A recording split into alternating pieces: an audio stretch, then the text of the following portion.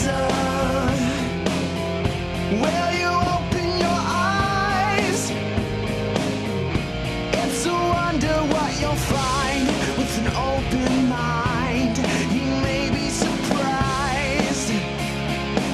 Yeah, gotta get away from this illusion for the sake of the world. This delusion, it's gotta go.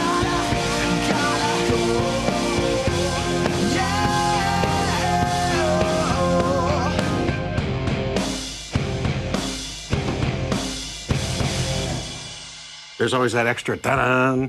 Hello, everybody. Welcome to the Atheist Experience. We are live and later than usual. So if you're shocked and awed, we specifically moved this show so it happened right after you got out of church. No, that's actually not true. We are live. It's February 21st, 2010. I'm your host, Matt Dillahunty. Joining me this week, Martin Wagner. And we have a special guest joining us, Dr. Darrel Ray. Thanks a lot for being here. Thanks for inviting me. Dr. Darrel Ray is the author of The God Virus, How Religion Infects Our Lives and Culture. We'll be talking to him more about this book. For those people who aren't familiar with the program, this is a live public access television program sponsored by the Atheist Community of Austin, a nonprofit educational organization promoting positive atheism and the separation of church and state. The ACA has weekly meetings every Sunday at Romeo's on Barton Springs Road, beginning around 11:30 or so, except for the first Sunday of each month when we host our lecture series at the Austin History Center, located at the corner of 9th and Guadalupe. For more information about the Atheist Community of Austin, you can visit the website www.atheist-community.org, and there you'll find our calendar of events, frequently asked questions page, and contact information. For those people who don't actually get through on the telephone today, you can email tv@atheist-community.org, and that goes to myself, the co-host, some of the people behind the scenes. I'm going to try and keep the announcements as short as possible today so we can spend a good time with Darrel today. In addition to this program, the ACA also sponsors a bi-weekly internet audio podcast called The Nonprofits. That's PROPHETS. And you can go to nonprofitsradio.com for more information about that. We'll be live again this coming Saturday. And normally we go to dinner after the show's over at Threadgill's, but because we're starting late, we actually went to dinner before the show, although we didn't really get drunk. We thought about it. But we decided not to. You wouldn't be able to tell. Yeah, you wouldn't notice a bit, I'm sure. So thanks to everybody who decided. Originally, the show is on normally every Sunday from 4:30 to 6 p.m.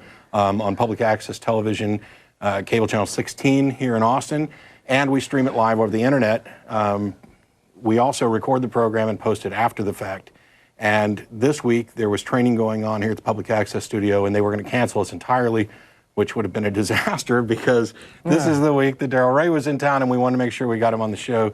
So we scheduled this special late episode. We'll have the number posted up for you shortly, and we'll be taking calls. But first of all, I wanted to welcome you to the show, and we'll talk a little bit about the book, but I thought we might start by getting a little background, your history, both with respect to religion and also you were a psychologist.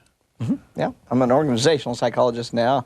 I was a clinical psychologist the first 10 years of my career, but I moved into organizational psych and I've been there for like the last 25 years or so, and travel around the country working with corporations and that sort of stuff. That's the way I make it's my real job. I make my living. So, but I started out on the religion side. You're interested in that, I assume.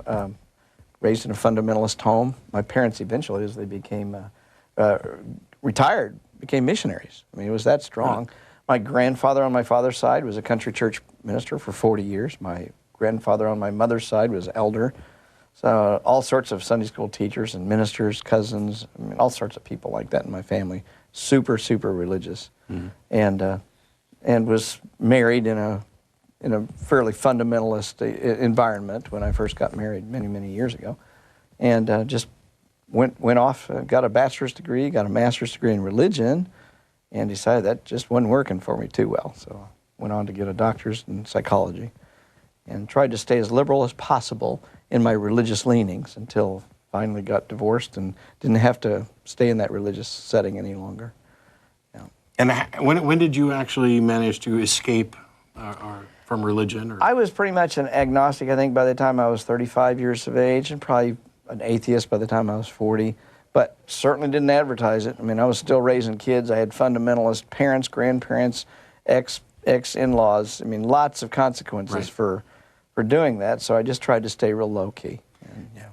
And that's something that I definitely want to talk about. I want to make sure we talk a little bit about this particular book because it's a subject that I find interesting. But before we're done, in addition to possibly taking calls, look, I've disappeared because we've gone to black. We'll also be talking a little bit about escaping from religion, recovering from religion. Right. And I know that's a subject that is very important to a lot of our listeners and viewers because I get lots of email with these questions, and I think that what you're doing in this area is incredibly important, so I can't wait to get to that. But you mentioned the book is The God Virus, and you liken religion to a virus in a computer sense or a biological sense, or both, kind of? Both. Computers get viruses. This is a computer. It can get viruses too. Now, I look at viruses primarily as negative, as parasitic, as harmful to the organism it invades. Sure. That computer virus gets into your computer. It wants to do bad things to your computer and then move on to the next computer, if you will. Well, there's other kinds of ideas that seem to act and look like computer viruses. And if you think about it, the Catholic Church has got a whole set of instructions. The Protestant Church, Baptist Church, Islam, they have a set of instructions that they want to infect your brain with at a very early age. In fact, if they don't get you early in your lifetime, they're probably not going to get you at all. So almost all religions put a huge emphasis on infecting people as soon as they're born and keeping them infected for a lifetime, if you will. So that's kind of the gist of. There's a lot more to the book, obviously, but that's kind of the gist of it. How do people get infected with this, and why do they stay infected for a lifetime? Even educated people, why do they get infected and stay infected? What's the answer? In 30 words or less. You'll have to make sure that you work your way through the book. Now, also you talked about, and I missed out on today's lecture because of transportation issues, but you were here with CFI at the Austin History Center and talked about some of this. You mentioned before how religions make use of guilt. Yes, and human needs and desires in order to propagate. I wonder if you might talk a little about that. When you're a young child, you get told don't put your hand in the cookie jar. So you put your hand in the cookie jar, despite your mom's warning, and you get your hand slapped. But that cookie sure tasted good, didn't it? Right. Well, the next day your mom's not around. So you put your hand in the cookie jar, you eat it, and it still tastes good, but then you get this little twinge. You know, Mom told me not to do that. A little twinge. We call that twinge guilt. And in psychological terms, it's cognitive dissonance. Here's the rule, you broke the rule. You express that dissonance through guilt. That's a normal cycle. I call it the guilt cycle. In the book, I spend a whole chapter talking about how does the guilt cycle work. Well, religion comes along and says, aha, if we teach you to be guilty about something, then we've got you for life because you've got to come back to us to get forgiveness for that guilt. Well, it may be something that, in a different religion, what if I would belong to a religion that expected you to put your hand in the cookie jar before the meal and eat it? Then I wouldn't be guilty about putting my hand in the cookie jar and eating it. I would be guilty if I didn't put my hand in the cookie jar and eat it. Religions, from one religion to the next, will teach different guilt functions. But no matter what, the guilt always comes back to that particular God virus's teaching. Different cultures use guilt in different ways. For example, the Hawaiian culture, before Western religions got there, put a lot of issues and emphasis on guilt related to foods, but not around sex. Hawaiian culture, marriage was a very loose structure, and whether you had sex before you were married, after you're married, or how many sexual partners you had was pretty much irrelevant. But do not eat this food on Thursday morning at 3 o'clock. Just don't do that. And women couldn't eat certain foods during menstruation. Children could never eat certain foods. Adult men could only eat certain foods. Lots of taboos and rules around foods, but nothing around sex, or very little around sex, until the American missionaries got there. What'd they do? Said, you guys better put your clothes on or God's going to kill you. And lo and behold, they didn't put their clothes on, and 3 weeks later, people started dying of smallpox. So that makes that God look pretty powerful, right? So people start getting dressed, putting clothes on because these missionaries are their God's going to kill you if you don't do it. And so this starts breeding guilt into them. First thing any religion does any major religion, whether it's Islam, Christianity, Mormonism, almost any of the major religions, first thing it does is create guilt especially around sex and sexuality. That's a huge thing for all these religions because we're going to do it. Oh, yeah. And religion knows you're going to do it, so let's make you feel guilty about it. It seems like a structure that's designed, and I'm not a psychologist, but to create a dependency. Absolutely, right. And the food stuff is something that we might laugh at because it's unfamiliar to us. And yet, when you look at it from kind of a more objective perspective, it's not really any more ridiculous. And I'm wondering how the major religions came to be so fascinated with sex as their tool. Because it works. Yes. Because it works. Now, if you look at the Jewish religion, it has quite a few food rules. And not as many, in some ways, not as many rules around sex as the Protestant religions, the Islam, Catholicism. There's not quite as much there. So even within Western culture, we can see differences by religion.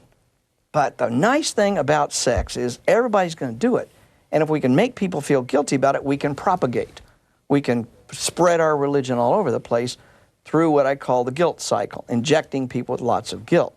Now, Judaism is plenty of guilt, and plenty of guilt even around sex in some ways, but not nearly as much as the Catholic or the Protestant religions have. In some ways, this seems counterintuitive, doesn't it?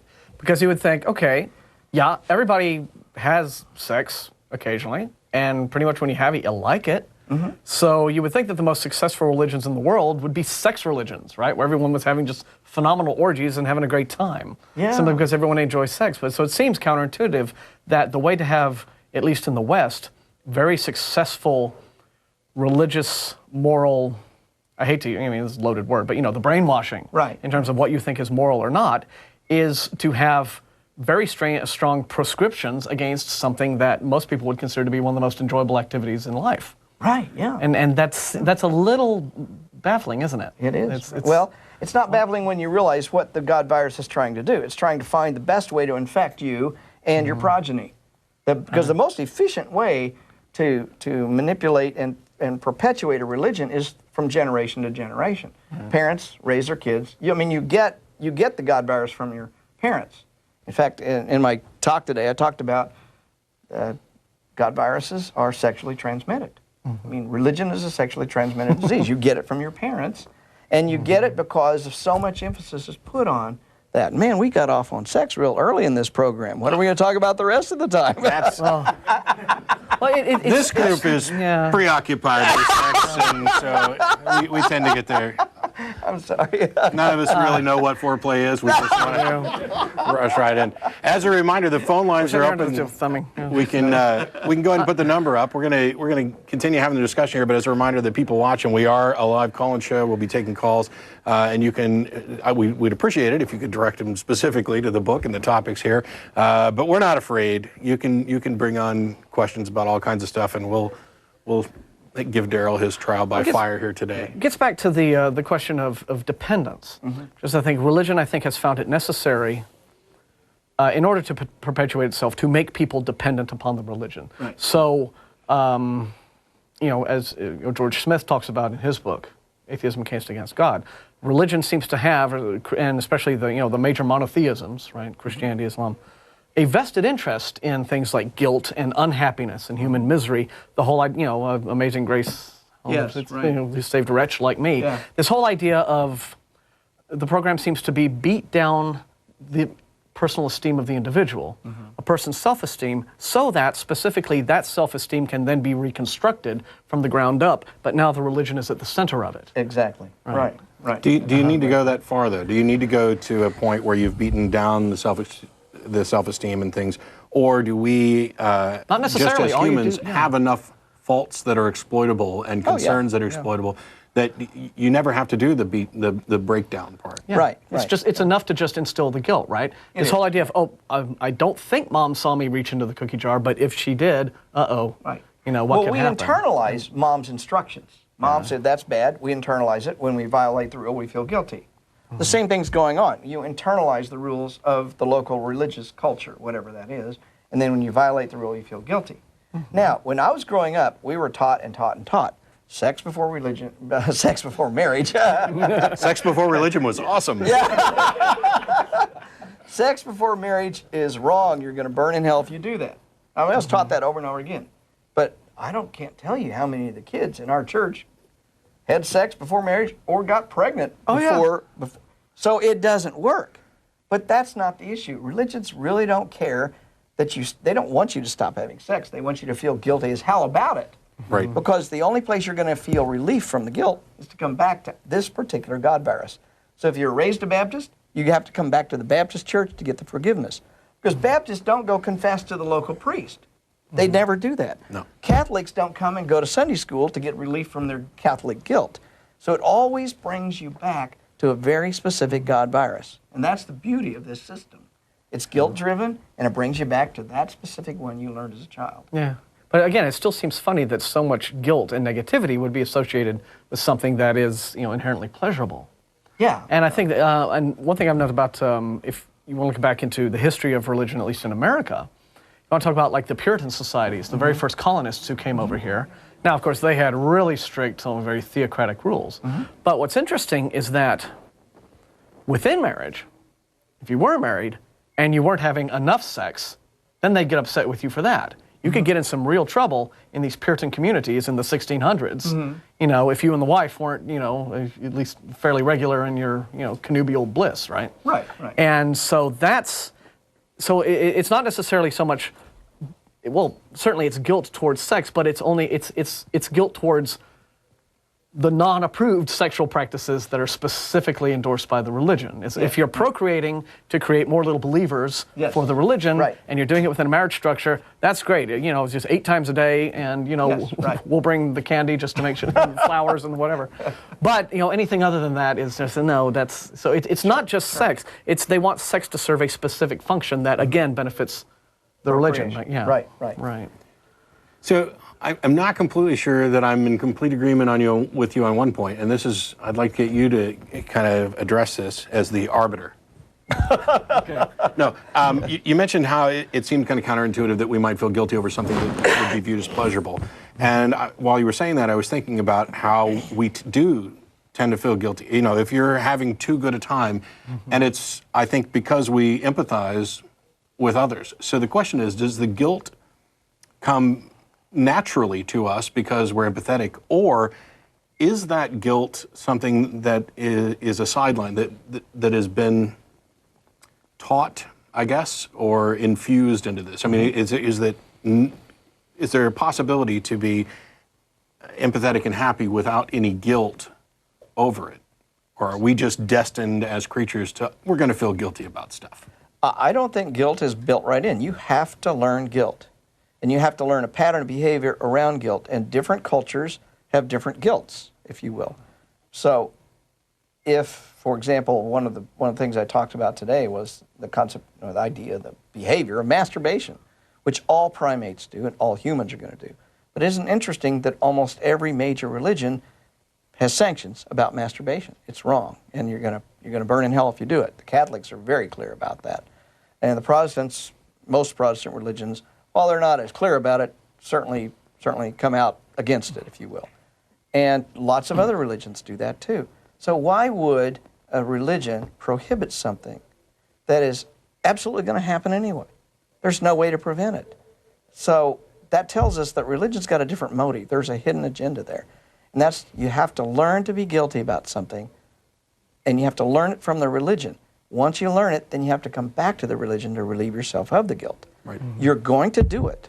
Every primate does it. Almost every human. Albert Ellis was fond of saying, the great psychotherapist, he was fond of saying that 97% of men will admit to masturbating, and the other 3% are lying. I don't know, he never said anything Or maybe about the other way women. around, like 3% will admit and the other 97%. I don't do that. Well, really. Yeah. But either way, and women do it too, there's no doubt about that. If you know something's going to happen and you can teach people to feel guilty about it, then you got a perfect cycle to bring people back into that particular God virus. It's a beautiful system. It works perfectly. It's interesting, though, we should make the distinction, of course, that the things that religion wants us to feel guilty about, such as normal sexual pleasures or normal sexual development as adolescents, when you will experiment with things like masturbation and whatever, and these are not necessarily, these are hardly ever things that genuinely are harmful, the things that religion, because in certain situations, guilt can be a perfectly good thing, right? Sure. I mean, there are genuinely bad acts that human beings can commit, and you get caught, if you steal something from a store or something like that, you get caught, you feel guilty about that, and hopefully the guilt helps you to rehabilitate and learn that lesson. Right. Oh, I shouldn't be a thief, I shouldn't do this or that or the other crime. Right. So there are good ways to apply guilt, but what religion does is it focuses on things that, when you think about it, it's like, well, why, how is that? Right. Yeah, relevant to anything. These are, how is this a harm? Right. Yeah. And even, and that's not to say that there are, I'm sure there are out there in the world, probably psychologically and physically unhealthy sexual practices, but masturbation is not one of them. Right. And just not being married when you have sex with another consenting adult certainly isn't one of them. Right. And yet all of these things religion wants to tie guilt to. Right. And that's funny. So I think it's maybe because religion wants to be the source of happiness in your life, it has to immediately declare all other sources of happiness in your life competition and perhaps... Well, as I just really described in great detail in the book, always look at the virus as trying to perpetuate itself. The God virus wants to perpetuate, just like the cold virus wants to perpetuate itself, or the HIV virus, or the gonorrhea bacillus wants to perpetuate itself. It doesn't care about you. It cares about perpetuating itself. The most efficient way to perpetuate is the one it's going to choose if it possibly can. And God viruses are constantly mutating, constantly trying to change to perpetuate within whatever culture they're in, just like the swine flu is constantly mutating, or just like the HIV is constantly mutating.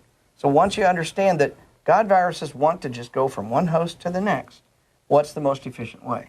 Make you feel guilty about something you're going to do anyway. So use that God virus to assuage the guilt. Now what you're going to go out and do is that same behavior. But then you're going to teach your children, sex before marriage is wrong, don't do it, and feel guilty as hell about it if you do it, and come back to this church to get your guilt assuaged. It's a beautifully efficient system. And it works so many ways for all religions, whether it's Islam or Hinduism or even Buddhism. There's a lot of sexual guilt around Buddhism.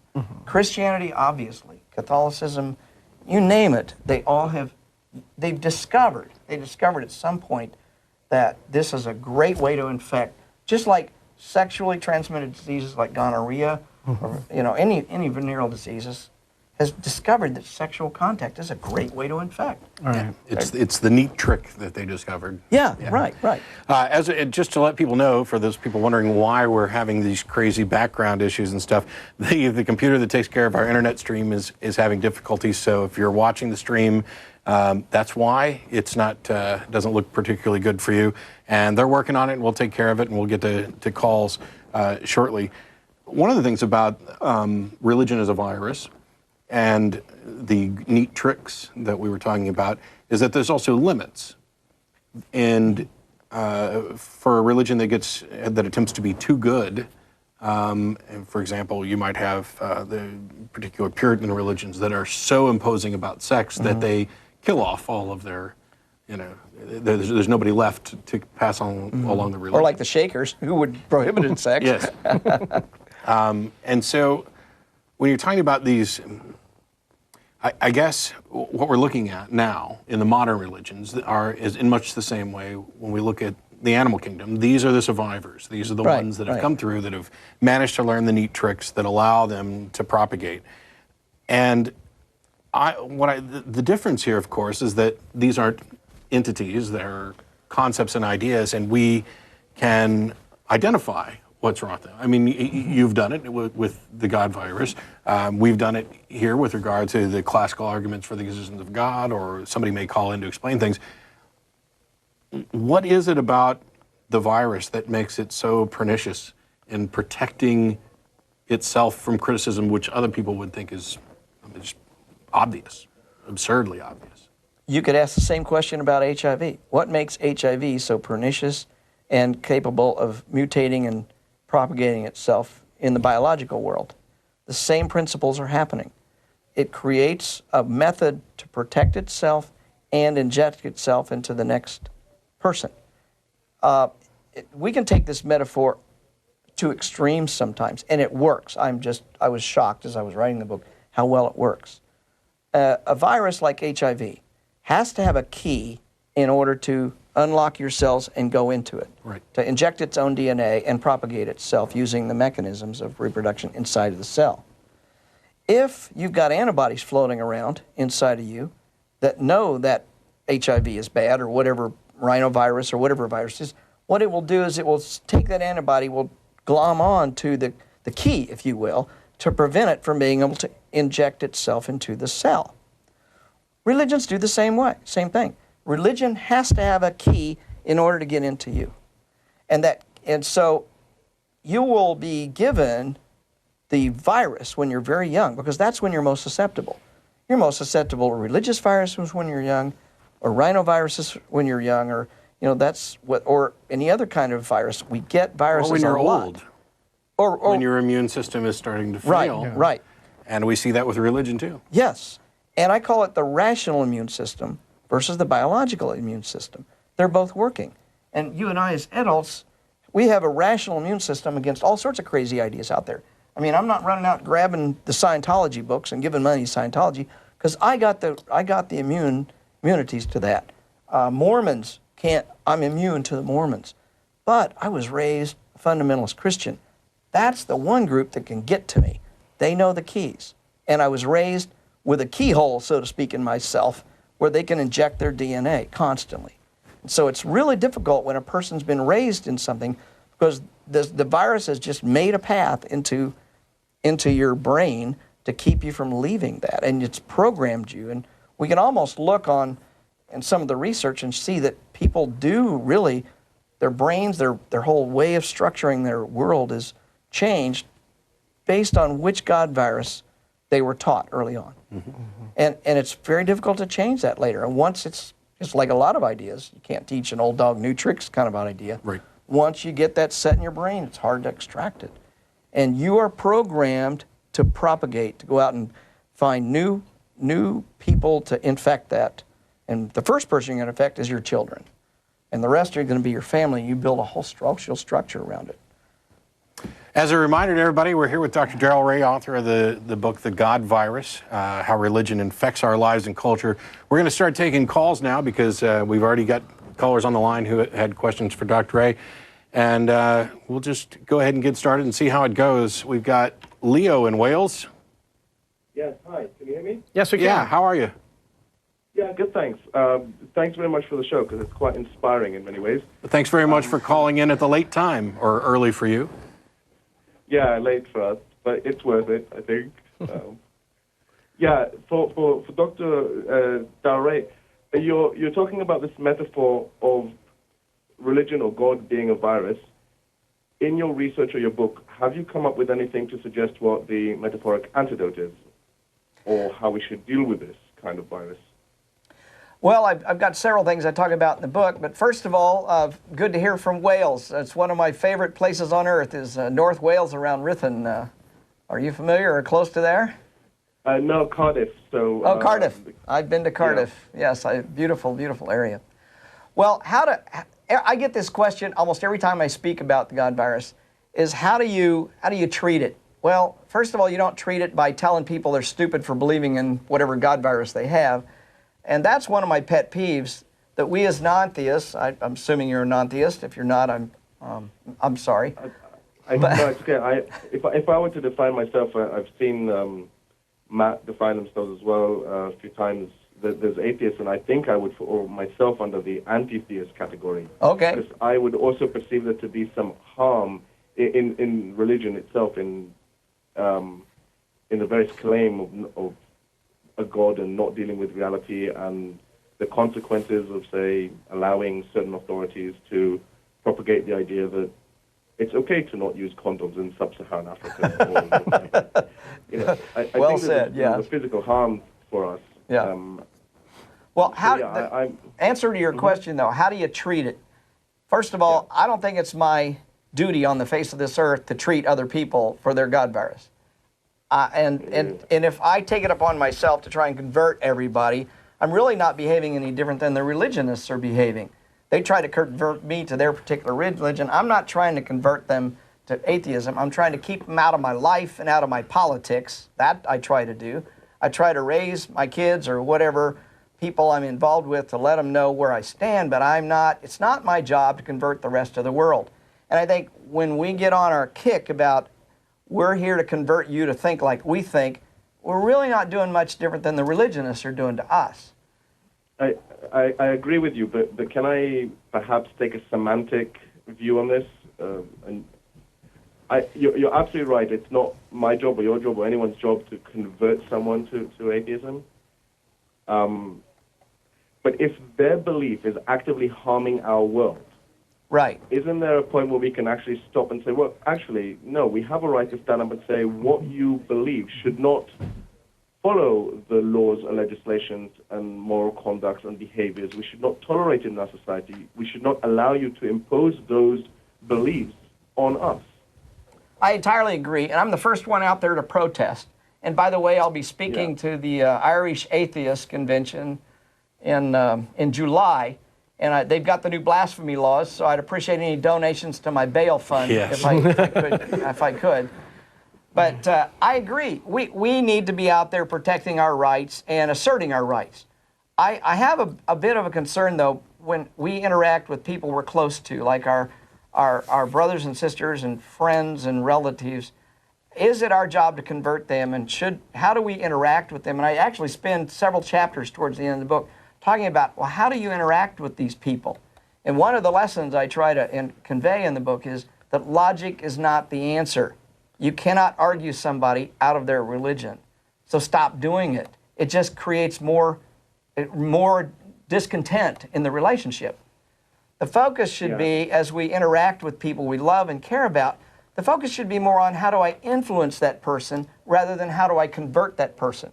Because in fact, they're trying to convert you. They want you to become a Christian or Episcopalian or a Pentecostal. I don't care if they convert to me. What I do care is they stay out of my business. Don't tell me who I can sleep with, when I can have sex, what I can eat, what is taught in my schools. I think people should not be imposing their religious viewpoint on me, and I'm very assertive about that.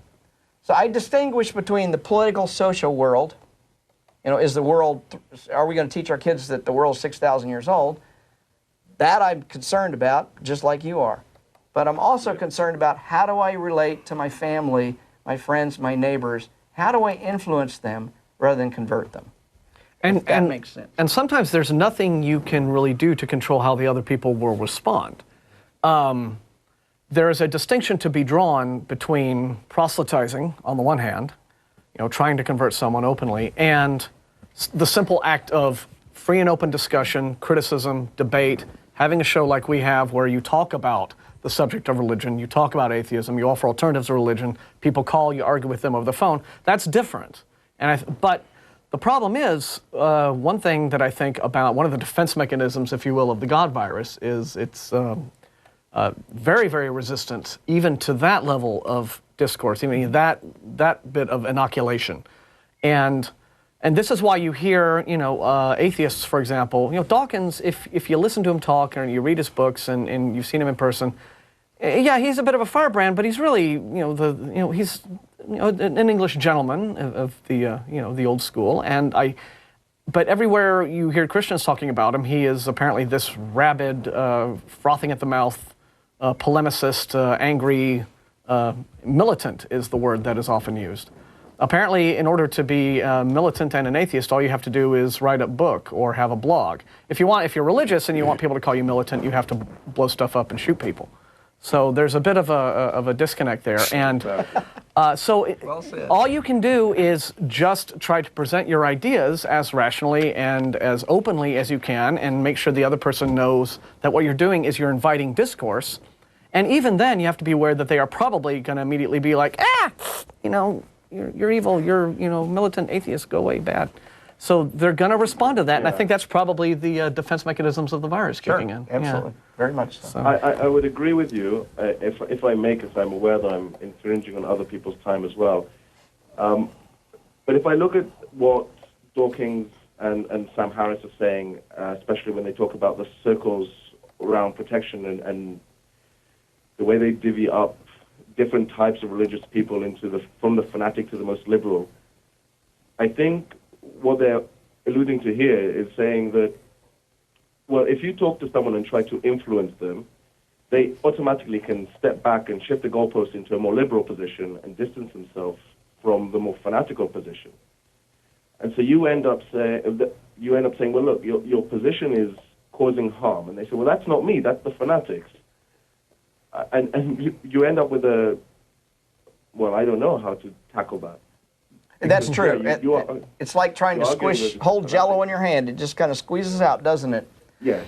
And this is what I mean. If there is a way, another mechanism to deal with this so-called virus, metaphorically, then what's the procedure? I mean, okay, I understand that you're saying, well, we have to not get people's backs up and not deal with it maybe on the rational level and maybe not belittle the ideas. I know Tracy did a brilliant research about this a few episodes back about how atheists become atheists for the rational and religious people become religious for the emotive reasoning.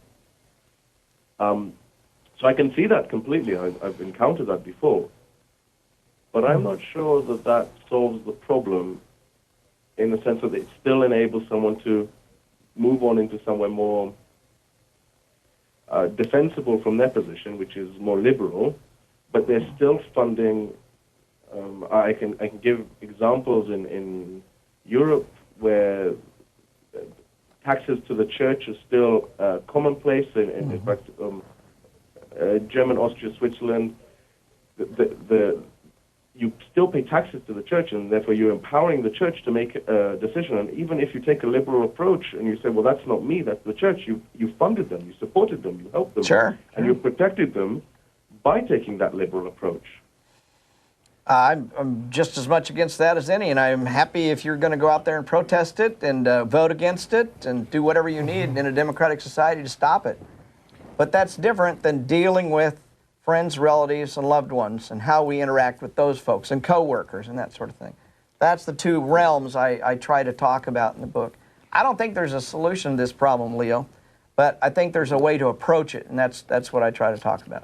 And now, jumping in real quick, because this is an area where I'm not sure exactly how much in agreement you and I are on this. I think we're mostly in agreement in that I don't go around knocking door to door. People call us and we have the conversation here. But my take on it is I'm always a bit bothered when people say that that logic and reason is the wrong approach or is an approach we shouldn't use.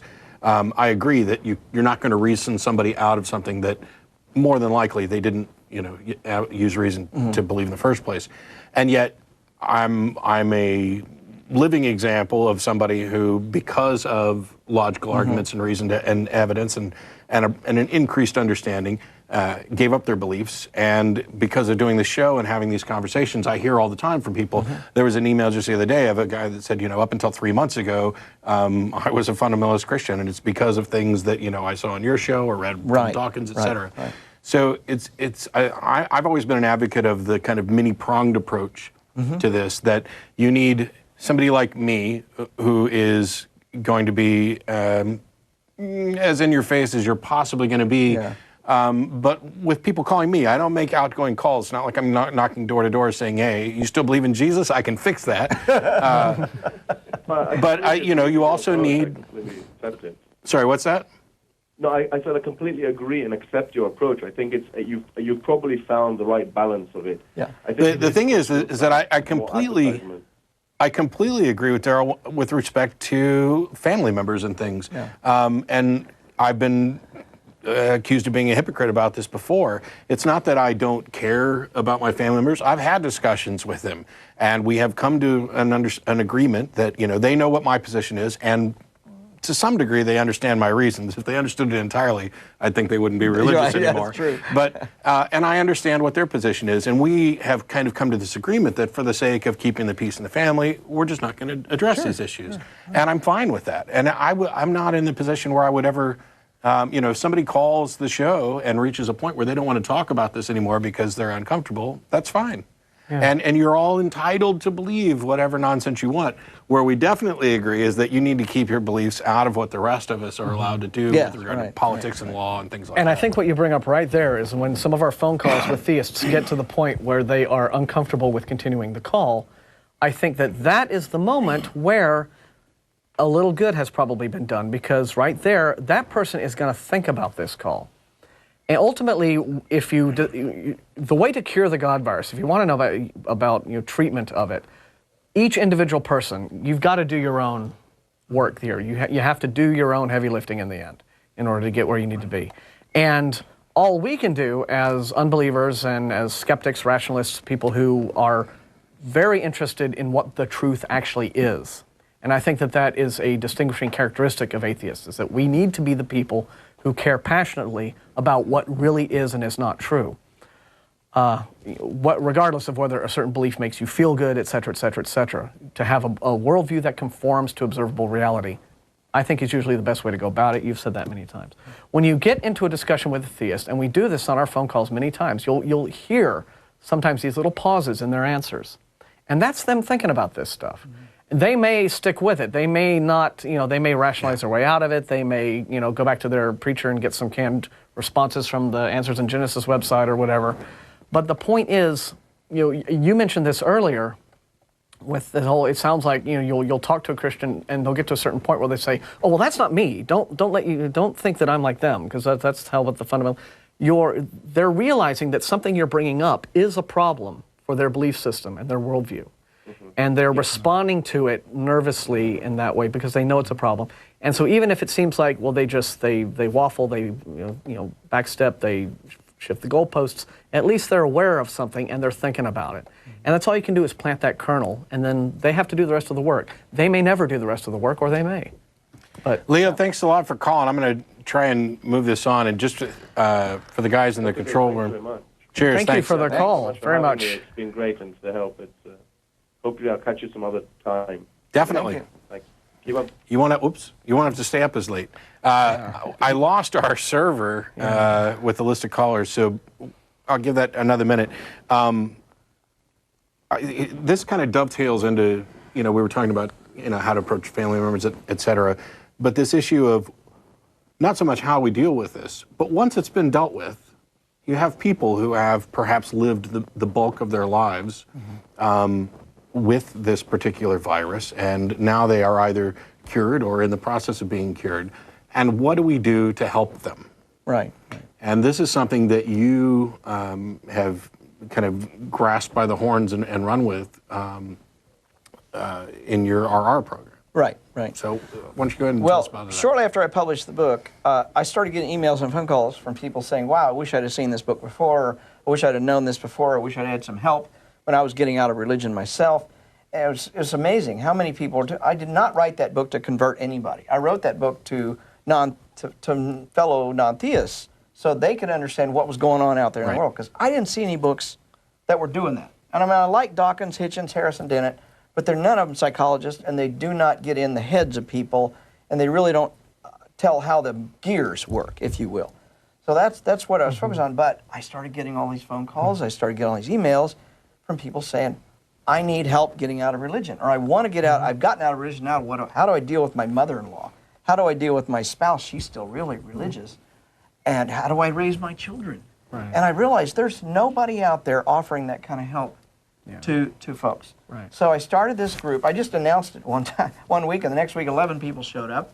And we heard the most amazing stories from people talking about how they were struggling with things like guilt. Just because you leave religion doesn't mean the guilt doesn't go. You were taught that from a really young age. Or how do I deal with my wife? We had one fundamentalist evangelical Baptist who was even a part-time preacher. He's now an atheist, but his wife's still very, very religious. And he came to our meeting and said, "How do I deal with this?" And that was a really interesting conversation. But we're getting those kinds of conversations. And I started saying, wow, lots of people need this. So we organized this group called Recovering from Religion, and it's recoveringreligionist.com on the internet. And we're trying to get leaders in all sorts of cities around the country. We have 20 groups now, leaders all over the country, convening these meetings once a month and letting people just sit down in a room and talk about what are the problems. You know, how do you deal with your children?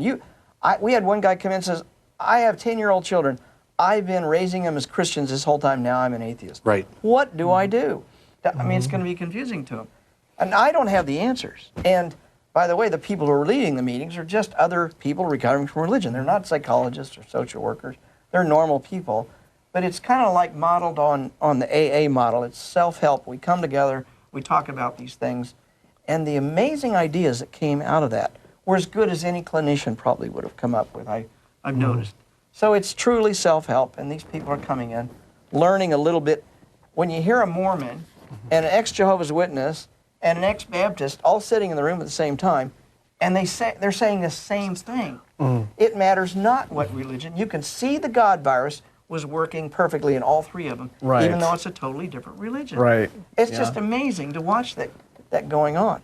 Now let me bounce something off you, because you mentioned just before that now Dawkins doesn't have your background in psychology as a professional, but it is from Dawkins that we have the concept of memes. Oh, and yes, memetics, and I which jumped on that. Sounds exactly like, and then we also, one of our co-hosts, Don Baker, some years ago did a lecture on what he called the Christianity meme. Yes. Right. So I think that this idea has been explored. It seems like you've just gone into it being a professional in the field more in depth than anyone has before. And I'd like to, maybe to hear, say, how valid how on target was Dawkins when he thought of memes and memetics, and but what didn't he do with that idea well enough, perhaps, that you think could have really improved upon the concept more, so that we could understand a little bit better how the God virus, as you refer to it, works? Because my question about memes has always been, as a layman's perspective, well, how is it any more useful to think of these ideas?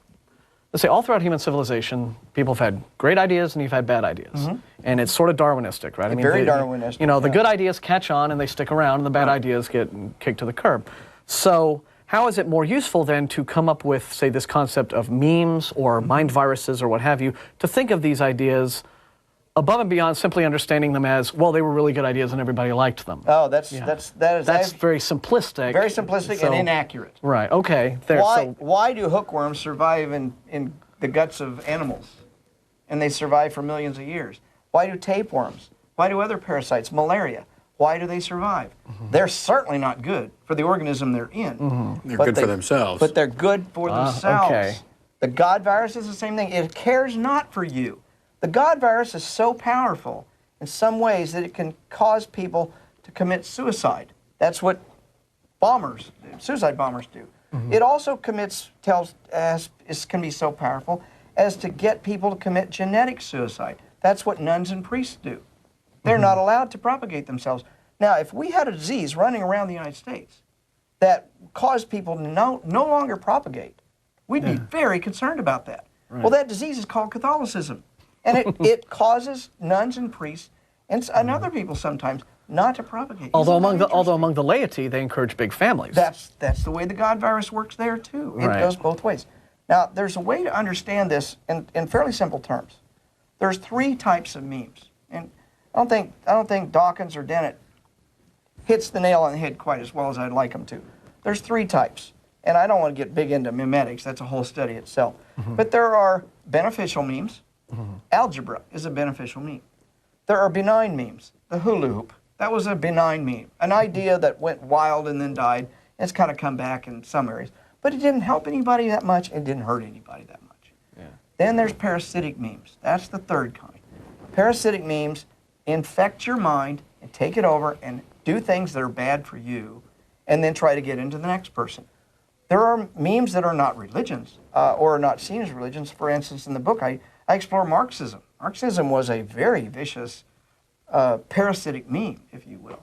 So it's not just, I think Marxism was actually a religion. If you look at the way it was structured, Lenin is entombed in Moscow, and people come by and worship him, literally. in North Korea, you got Kim Il-sung, who's president for life eternal, even though he's been dead for 20 years. That's pretty religious to me. It looks very much like a pharaoh who is now godlike after he dies. Yeah, like objectivism with the Ayn Rand and the cult of personality. Yeah, it just, if you look at the way Egypt did its pharaohs, Kim Il-sung and Lenin are the same way. They're pharaohs. Yeah, they're pharaohs. That's what it amounts to. So you can look at religion and realize that it's just a parasitic meme. It gives nothing, not a hoot about you. It just wants to get from you to your children, you to your next door neighbor, someone else. It's constantly pushing. It's constantly mutating, trying to get in. I don't know if that answers the question. No, it does, actually. I mean, it helps is really how memetics and the idea of mind viruses are different from just understanding ideas that are popular versus unpopular ones. Right. For your viewers, if you don't want to read all of Dawkins, go read a little essay he wrote some years ago called Viruses of the Mind. Just Google it, and it's excellent, excellent read. That's what caused me to write this book. I'd read all this other stuff, but when I read Viruses of the Mind, I thought, dang, I can take, as a psychologist, and really work this through and really expand it. He did not expand it. He didn't talk about how guilt works. He didn't talk what the infection strategy is. Because malaria has an infection strategy using mosquito to get from me to you.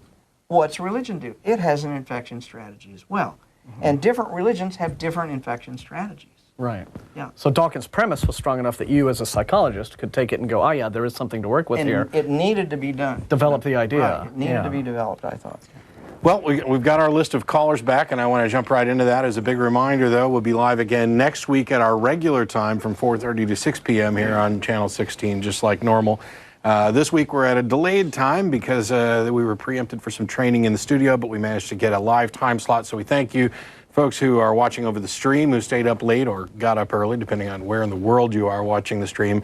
And for the local people in Austin who may not be familiar with the show, this is the Atheist Experience, sponsored by the atheist community of Austin. We're on every Sunday, just not normally at this time. So for those of you tuning in for the first time, we appreciate it. And we've actually got a local caller, Richard. Are you there? Hello, Richard. Hello, Richard. Yeah. Okay. Okay, you're very quiet. You're very quiet. You'll have to speak up. Okay, yes, I'm here. Okay.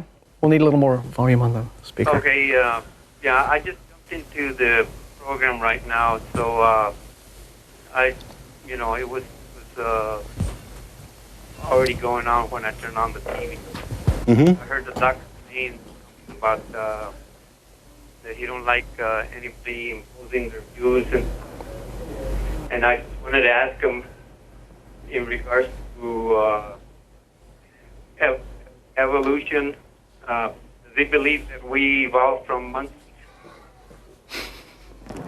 Well, first off, evolution is not the belief that we evolved from monkeys. Evolution is a scientific discipline that studies biodiversity. It studies how simple life forms become more complex life forms, how species that are able to adapt have a better chance of surviving to the next generation than species that can't adapt. So that's an entirely different subject.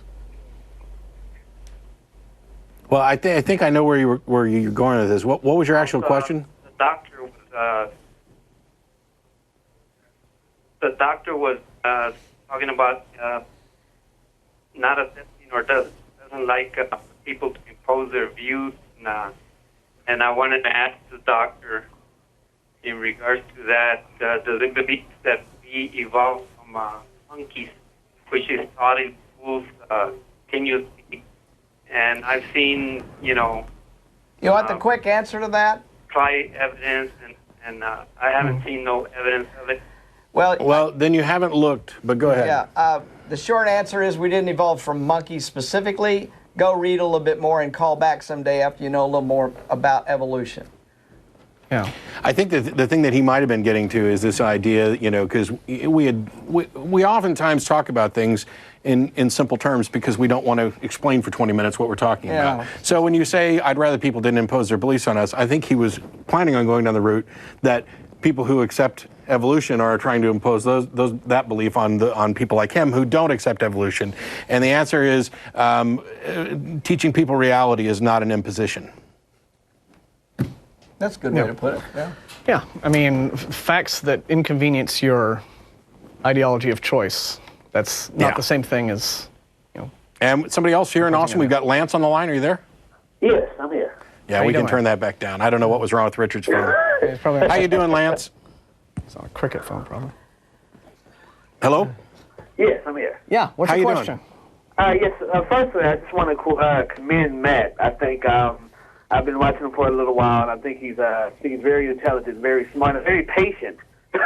I've been looking at, I've been seeing how, you know, some theists present the same argument, and I can understand why you get frustrated. And hopefully, me being a theist, hopefully you won't get as frustrated with me. But I just wanted to say that before I answer my question. Boy, that's a long-winded way of making sure I'm nice to you. But we have a guest on the show, so what question have you got for us? Won't necessarily work. Well, I wanted to get you guys, what do you consider proof of God? Because I noticed that you're pretty adamant about that, so I wanted to know, what did you consider actual proof?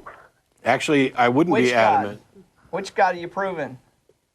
Flying spaghetti monster or Zeus? What'd you say? Which God are you after? The flying spaghetti monster or Zeus or Neptune? No, I'm not applying any religion to my question. Just as a creator, I'm asking, what do you consider proof? Well, first off, we would have to hear from the believer in that particular creator. We'd have to first have an understanding of what specific creator they wanted us to believe in. And then all we could do is respond to the evidence that they think is good, and they present it to us, and then we'll evaluate it. Usually what we ask on this program, and what Matt always asks, is when a theist calls or emails us or what have you, all right, please just tell us what you believe and then why you believe it. And then if the reasons you believe something, if they're good enough for you, then just give us those reasons, and we'll judge at that point. Okay. And not to be, I don't want to be overly pedantic, but you seem to be, you know, you're using proof and you're probably just using it in a colloquial sense, but I would never use that word. It's not, I don't seek proof in God. I seek evidence, and then you evaluate the evidence, and at some point, based on the type of claim it is and the nature of the evidence, you either have sufficient evidence to justify your belief or you don't. And so I can't really say, I mean, people have asked before, what kind of evidence would it take for you to believe in, you know, my particular God or the Christian God or whatever. We've come up with examples, you know, and some people consider them outlandish. I don't even care to really do that anymore. The question is, what on earth would make anybody think that this is real in the first place? Clearly, I mean, I haven't seen the evidence for this, and every time I ask somebody to present evidence, what I get is anecdotes and logical fallacies. That's it. Those are the two things that show up. I really, if there was something else, then I could maybe evaluate it. And it may be the case that there's not any evidence that could sufficiently demonstrate this, depending on the claim, because the claim is such that it couldn't possibly be true and couldn't possibly be demonstrated. But go back and, you know, you can watch some of the stuff that Tracy's done, particularly with regard to, you know, whether or not something manifests in reality. It is therefore testable, as we went over oh boy, I feel bad. Well, can I say something real quick? Sure, go ahead. Yes. No, I know. Now, as far as evidence, I understand what you guys are saying.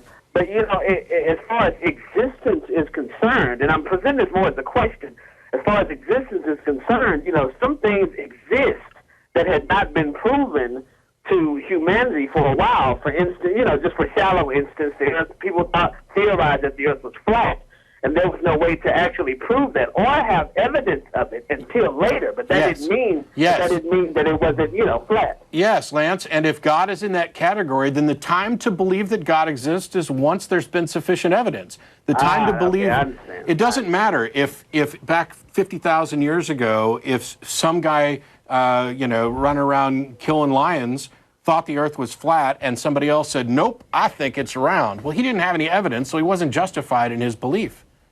It doesn't matter that he happened to be correct. What matters was his belief supported by sufficient evidence? You know, it could be, I suppose there's a possibility that there could be some God and that all these God people will turn out to be correct in some way. I'm sure that they'll all adopt the same one when it's proven. But you know what? they still weren't justified at the time they held those beliefs. They were still dishonest in representing those beliefs, and we were still completely justified in rejecting those beliefs until such time as the evidence became available. I completely understand. Appreciate that. All right. Thanks, Lance. All right. Appreciate it. Take care. And now I'll be quiet for a minute. Catch your breath. Now we got Steve. You were nice to that. I thought that was really awesome of you. I answered that question the other day in email. I cheated. We got Steve in North Carolina. How are you? It's all right. How's it going? What have you got for Dr. Ray? Okay, I actually got 2 questions. I'm going to try to go through them quickly because I know you guys don't got much time. But all right, first of all, I understand where you're coming from about God and religion being sort of virus to modern society. But I was wondering if you agree that if religion was sort of a primary catalyst for early man to form civilization.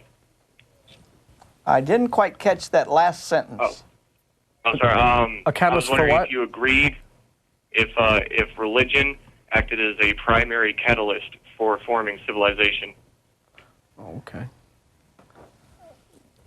I think ideas and a number of different ideas have helped that. I'm not sure religion specifically. I mean, think about what we call religion today is not what people experienced 5,000 years ago. Tribal religions were identified with the people of the tribe. For example, in the Cherokee Nation, you could not become a Cherokee religionist if you wanted to. It was impossible. In Amazon, you've got religions in the Amazon that are totally identified with a specific group. I write about in the book, when did that happen? When did the breakout happen when there was no longer an identity of the religion with the tribe? And that happened sometime around 600 BC, maybe earlier, with Zoroastrianism. The first time any religion divorced itself from the culture it was in.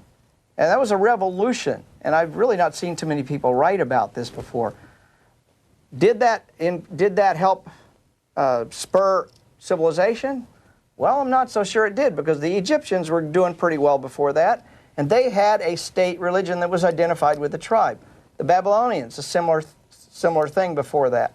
So you can see that there were pretty significant religions that had not yet, what I call in the book, decoupled. In 600 AD, BC, though, there was a decoupling of religion, and when that happened, religion was able to propagate without respect to the tribe it came from. That was new. Even the Jews never figured that one out. So that's still a tribal religion. Judaism is still a tribal religion, if you will. Are you following where I'm going on this one? Yeah, I get what you're saying. So what happened was Zoroastrianism was able to propagate wildly and literally destroy other tribal religions as it became the religion of the Persian Empire. And then comes along later, other religions, Christianity and Islam, do the same thing. They decouple. Christianity is the first effort to decouple from Judaism. It's really Judaism decoupled from the tribe of Israel, and now it propagates wildly throughout the entire Western Hemisphere, West at the time, Europe and all. Islam does the same thing. Long after civilization. So you got to ask the question, which came first, civilization or religion? I think civilization came first. Religion comes along and has incredible power as a meme to propagate, and it just kind of rides along top of it. I talk about that in the concept of the civil religion in the book, and chapter 3. I talk about how does religion infect cultures, how does religion infect entire societies, and it does, but it's not necessarily related to civilization. The two are totally different things.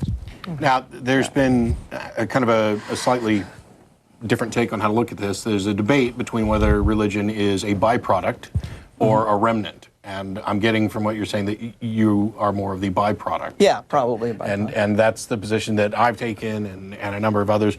I know that, I can't remember which position he took on this, but Pascal Boyer has a couple of good books, actually, on the history of religion and how they were founded. It's an interesting study, and of course we don't have a time machine, so we can't go back and look. Something like religion, something that would be defined as mystical or I was going to say something really bad, but I won't. Has probably always been with us and ridden alongside. But it may be the case that the type of thought processes that go into building a civilization have, as a byproduct, religions and things like that. The fact of the matter is that none of us are perfect, and that's all it takes to get there. Remember, in answer to your question, the basic fact is religion existed long before there was even civilizations in terms of tribal religions. But what we think of religion today is decoupled from the tribe. None of us see ourselves as a tribe that's identified with a specific religion. It's a very different animal, and but the two are not necessarily related. Yeah. You had another question, Steve? I would agree with that. You had another question? Yeah, I just also, this is for all of you guys here. I was just wondering if you had any thoughts on maybe there's a direct relationship between Jesus and Buddha. Direct? No. Not that I know of. Although, you know, one of the lovely things about religion is that it just lets people kick their imaginations into overdrive. And I have heard some rather fantastic ideas about how this big gap we have in Jesus' life between, say, the age of 12 and 30. Someone came up with the idea that he went out east and spent some time in India and became a Buddhist. And I'm serious, I've heard that. So who knows? I think the sky's the limit there. So yeah, And evidently, I learned the other night the Baha'i faith tends to view Jesus and Moses and I believe Siddhartha and several others as enlightened prophets or whatever. Yes. And I was on a podcast with a group of guys in Australia, the Godless Biz, and they were telling me about an individual who had given up his Baha'i faith because he actually opened the Bible and read in Numbers, I think it's 31, where Moses orders the slaughter of the Midianites. And he said, well, how can we revere this person as an enlightened individual when he does this? And his faith crumbles from there. It's another example of religion holds up right up until the point where you really start to look into it. So. Is that it, Steve? Yeah, that's all I had to ask. All right, Great. Thanks a lot for your time. Thanks a lot. As a reminder, you can visit the ACA's website, www.atheist-community.org. You can email us by emailing tv@atheist-community.org. You can get more information at the website. There will not be a dinner after today's show because we ate before today's show, and we'll be back at our regular time at 4:30 next week. One of the other questions, or did you have something? Well, I had something. I wanted to use an illustration. I think it helps people understand what the whole God virus thing, how it works. And we haven't really gotten there yet. I call it it's an experiment you can do. And that is sit down with your best religious friend and have a good discussion with them about their faith and just let them talk. And try to take notes while you're doing it. Ask them about Jesus and they'll tell you, well, Jesus went to heaven, Jesus rose from the dead, go through all those things and try to write them all down. And then go back a few days later, come back to your friend, transcribe that. And just change everything. Instead of Jesus, just insert the word Muhammad. And then read back the transcription of the little discussion you had using the word Muhammad here and Muhammad there, because Muhammad went up to heaven. Muhammad did a lot of the same things that Jesus did. And watch the expression on their face. And then ask them what's wrong. And they'll say, well, that's not right. And you can reverse this with your Islamic friends and have them do it and then just insert Jesus. Just don't draw any pictures. Yeah. What this helps everyone see is the power of the God virus, because it blinds people to the fallacies of their own religion. But most Mormons can tell you what's wrong with Islam. Most Christians can tell you what's wrong with Mormons, and so forth. Yeah. But when they look at themselves, they cannot tell you what the fatal flaw of their particular religion, because the God virus literally blinds them to that. That was an important discovery in my life as well, because it wasn't atheist sites that gave me the best information when I was beginning my transition that I didn't even know was happening. It was other religions. Yes. You want to know what's wrong with Protestants, you go ask a Catholic. Yes, right. And you want to know what's wrong with Jews, you go ask a Muslim. And that's the way this works. Now, fortunately, we live in an age where there's much more information available quickly online. I can go, Google, whatever. And now we're getting secular viewpoints that are basically taking all these bits and pieces of information from everybody else, applying a little bit of rational thought, looking at all the evidence, and saying, look, this applies to all of you. Yeah. Which is exactly what you're talking about. Yeah. And that kind of realization is, it's one of the things that I try to do, because usually when somebody calls, I tend to ask questions at least to get started.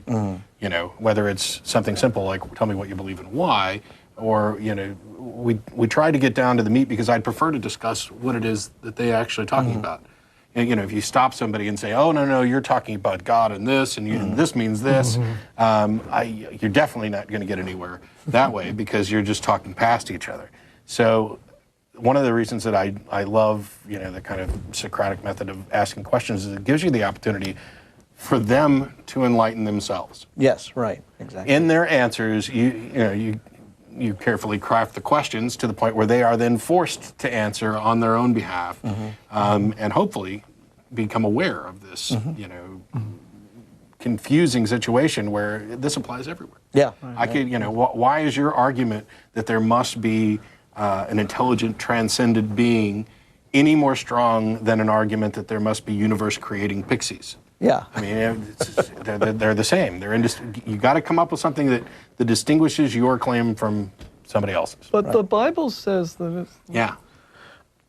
Now, it seems to me that the most obvious response that you would probably get, like the very first reaction to your ideas, that a Christian or a theist might give you, is it would probably pull out, well, what about all the good stuff religion does, right? I mean, religion has... is often praised, even by critics of religion. They'll say, well, at least it has the capacity to foster a sense of community in a culture, so that's a good thing that brings people together. The people might say, well, religious people do all sorts of charity work and benefit and stuff, and when Russell Glasser, the other host, some weeks ago, he's out in the hall, so be had careful what you a say. Baptist youth minister here, and one of the things that guy does is he went out to Darfur and did all this beneficial stuff for the folks. And so people, it seems to me, they'll immediately respond to this whole idea, well, religion's this horrible parasitic meme that is up to no good, and it just doesn't care about you, it takes you, and they'll say, but what about all this stuff? And your response to them would be? Well, I'd look at Sweden, Norway, Denmark, and say, wow, they hardly have any religion there, but they seem to do an awful lot of good things. Canada's not nearly as religious as us, but they seem to survive quite well and be very social and build communities and do good things. So how does religion enhance that? In one part of the book, I talk about the 5% solution. And it's a kind of interesting analysis. Look at where the money goes in religion. Now, if I give $1 to a church, where does that money actually go? If you analyze where it went to buying Bibles, paying preachers, building humongous churches, doing all sorts of things, none of which actually do any good for anybody except the God virus. Yeah. All right? If you analyze all that money, 5 cents out of that dollar goes to drilling a well in Darfur, or helping cure a disease in Kenya, or doing Haiti relief, earthquake relief. 5 cents. Now, in the Chamber of Commerce guidelines, they say a charity should not spend more than 40 cents out of the dollar on administrative work. 60 cents should go to doing good for someone somewhere. It should be drilling a hole somewhere. But religionists consider giving someone a Bible as doing good, building a church as doing good, preaching to the heathen out there as doing good. I don't count any of that. That's not doing anybody any good. Curing a disease is good. Helping teenage pregnant women deal with that issue is doing good. Drilling a well is doing good. 5 cents. Now, where's the good there? Why do we need religion to drill wells and give Haiti relief? Doctors Without Border is doing that all the time. Right. And then they're not religious, and they're very clear about not siding with any religion. Right. I find little or no evidence that, on the whole, you're better off with religion. Little or none. Because I can give my dollar to United Way, I can give my dollar to Red Cross, and be darn sure 60 cents out of the dollar is going to do some good somewhere. If I give it to any religion, I don't care what religion it is, 5 cents is going to do good. Now, what's the rationale there? I'm a businessman. I make my living in the business world, and that doesn't make any sense anywhere. Yeah. So working for you that's at what all. I say to your religious people that say religion does good. Right. There's two other aspects of this that we can look at, still within the context of the religion as a virus. And one is that, first of all, much of the good that gets attributed to religion is good that people are doing, irrespective of the religion. Right. And religion takes credit for it, Right. just as, you know, Right. it does some benefit for the religion, Right. therefore it keeps it. The other aspect is that we know that there are viruses that produce good benefits. Sickle cell anemia can protect from malaria. Yeah, right. And so it should be hardly surprising that the religion virus would want to do some good, because if all it ever did was bad, then Nobody it would wouldn't be have Right, survived. right, right. Right, It would yeah. kill off the person. Yeah, yeah. that's right. That's a So good we question. got, that was really good. There's one other I want to touch on, but I got at least one caller on the line. We got Nick in Chicago. Hi. How you doing, Nick? Good. I actually don't have a question anymore. You guys just discussed it. Oh, well, what else? Just Well, thanks for calling. off the top of your head, what you want to throw anything out off the top of your head? I guess if you could expand on the idea of, well, you were talking about the benefits of the God virus in terms of religion. What about in terms of non-religion God beliefs? People that are irreligious, which is who still believe in God, which is a growing group of people. Oh, okay. I think. You're right, and it's a growing group of people, and they're very slippery, because whenever you say, well, religion does this or that, they'll say, well, I don't believe God has a religion, I just believe in God. You know, I think they're pretty benign. Some of them are kind of new agey kind of people. Others go to churches that are evangelical, and they say, well, I'm not religious, I believe I'm godly, kind of a thing. I kind of look at where they're coming from to assess whether this is a more parasitic or less parasitic belief in God. But there are some real parasitic God beliefs, and there's some that are more benign, if you will. I think the Wiccans, pagans, they believe in some kind of a supernatural, whether you call it God or whatever. They seem to be pretty darn benign, and I don't get too concerned about Wiccans and pagans here in our culture. But I do get real concerned about the evangelicals that say they're not religious. And They're voting. yeah, They're voting with the ones who are. Yeah. most of the they're on time. our school board. Right, they're on a school board, right? Yeah.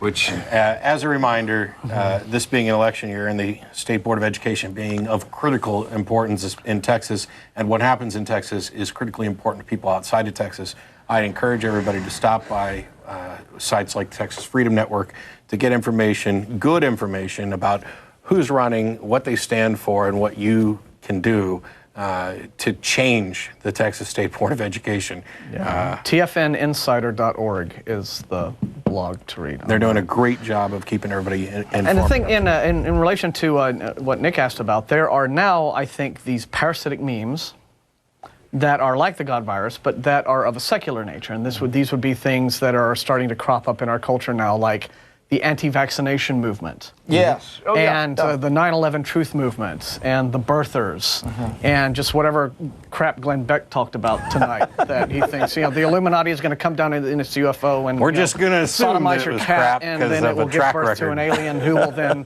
elect progressives to all the Congress, and then they'll take you over and they'll clone you and just, and it's on my blackboard, so it's true. So all of that kind of stuff, right? So this is now the same sort of irrationality. That and I think that's really at the heart of all of this is this propensity for irrationality that people have. Right. This desire to believe things that are somehow self-validating.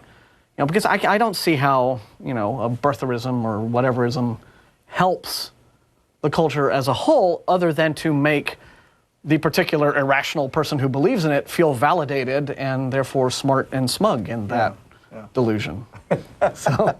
But it is a meme that is propagating throughout the culture. Yeah. And it must have some... So do you say that? Do you think it's similar in nature to the God virus? Or? Well, it's less organized because they come and go. They're like fads, Religion's not as much like a fad because it stays for long periods of time. Although some religions are faddish. You get the Heaven's Gate group, they're all dead, so that's pretty much a fad that's gone. Kwanzaa is kind of going out of style. So. It was so good at propagating itself that it killed off everybody. Thanks a lot for calling, Nick. I appreciate it. Thank you. Bye. But in those little phenomena, what you're saying maybe is like the God virus in miniature. It's like a little burst of... There's always bursts. If you think about this, in New York State, upper New York State, where Mormonism got started, there were over 60 different religions got started at the same time as Mormonism. It was called the Burned Out District in the early 1800s because everybody was getting a new religion every week. It was just everywhere, popping up everywhere. And some of these religions survived, some didn't. Mormonism is the one that survived. Out of all the religions that popped up in that 10 or 15-year time period, Mormonism. So it's like fads, popping and popping and popping. Well, that's not unlike what you're talking about here. They're just ideas. Hula hoop popped up and went crazy and died back down. But there are parasitic fads, fads that are really bad for the culture and the people. And I think you're talking about that. Yeah. So, wow. So, yeah, well, most definitely. There's one other question that we had talked about previously in email that I find so interesting, and I will admit that I just love to pick on this subject because it's a horribly offensive thing that's going on, and that is this way that religion protects its own, particularly when we're talking about, for example, pedophile priests. Right. And how, not only are they obsessed with sex, but how the religion has taken that obsession with sex to both, from my point of view, create these monsters and then protect them. Right. Well, in the book I talk about vectors, and a mosquito is a vector for a disease. A minister is a vector for religion. Look at Ted Haggard, for example. The man was bringing in millions of dollars and thousands of people. You protect that vector. That's an important component for the God virus. So the God virus can protect that very carefully. It takes over 8 years to get a priest up and running. 8 years, that's a lot of investment. So I've had cars worse than that. So if after 8 years, you're not going to just throw that person out, you're going to transfer him to the next parish. Even though he's molested half a dozen people, you're going to transfer him to the next parish because you can't replace him. They're difficult to replace. Vectors are very expensive to develop, and they're very valuable to the God virus. Without vectors, the God virus dies. So that's when you look at it from a viral standpoint, now suddenly you realize that's why they protect priests. That's why Ted Haggard got protected. That's why Jimmy Swaggart. That's why Benny Hinn has probably, those kinds of people have condemned divorce, and yet they get divorced. The early one, the woman, Annie... Jim and Tammy Faye Baker? No, way back in the 20s. Before my time. Amy Simple McPherson. I'm not that old. Amy Simple McPherson in the teens and 20s was preaching horrible, divorce. And what happened? She gets divorced. Did that stop her? No, she kept right on going. It never stops because you protect the vector. That's the most important thing. Yeah.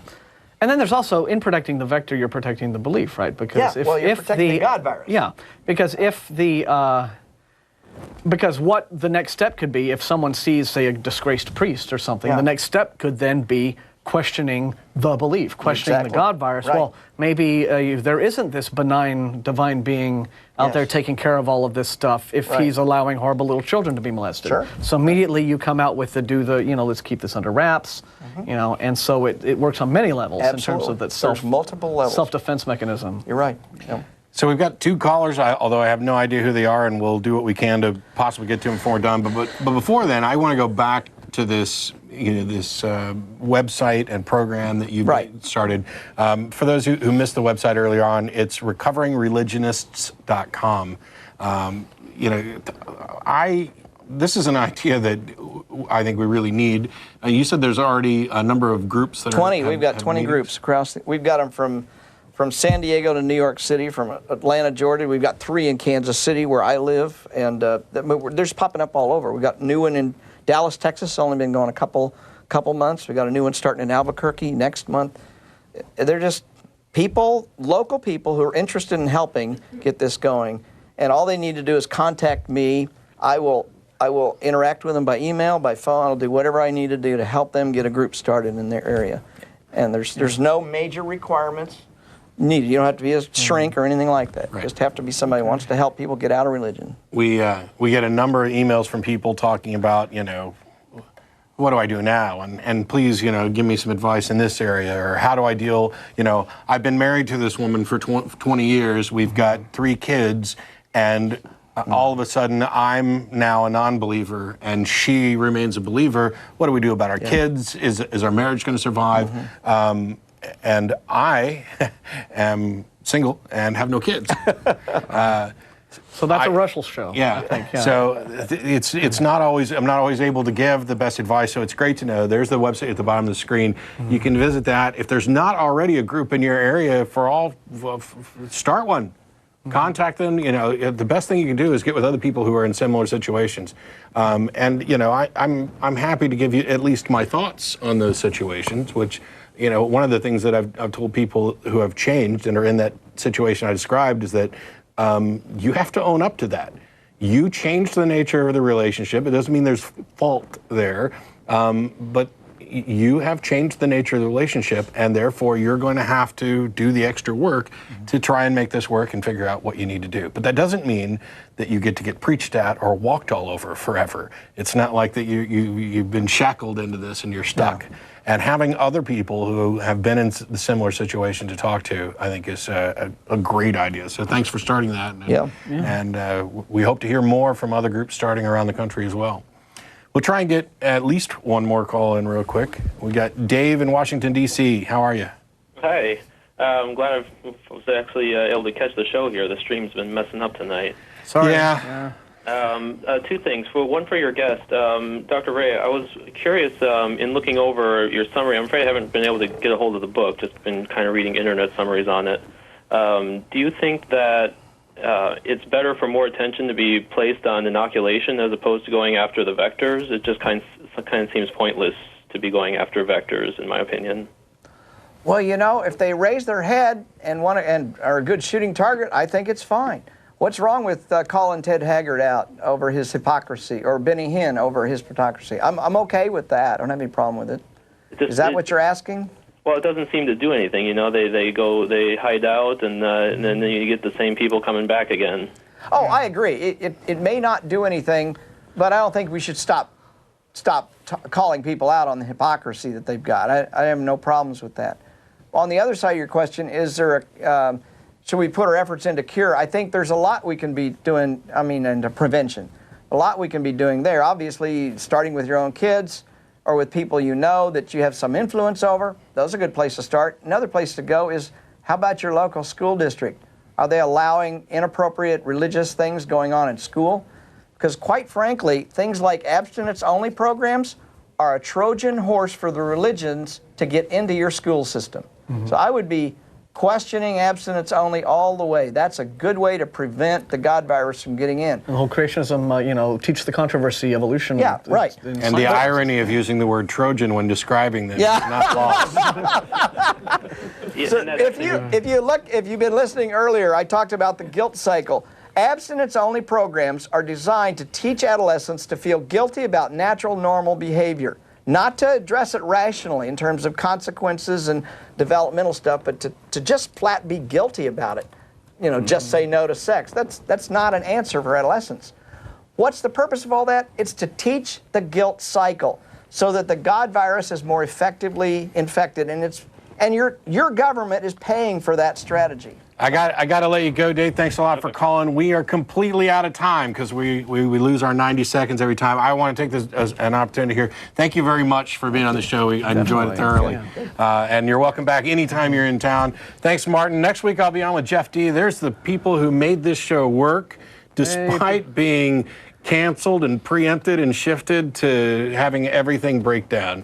Thanks to everybody who stayed up late with us. We'll see you again next Sunday at 4:30 on Channel 16 and everywhere on the interwebs. Bye-bye.